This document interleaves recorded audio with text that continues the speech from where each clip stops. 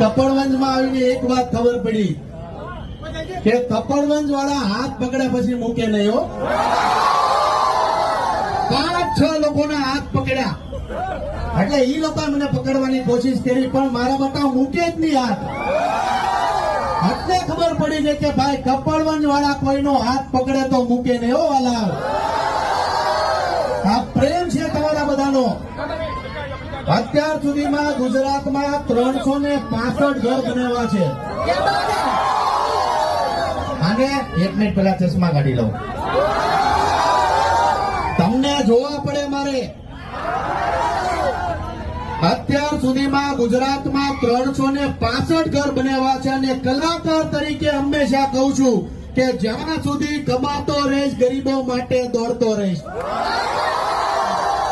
ભેગા કરીને ક્યાં જાઉં?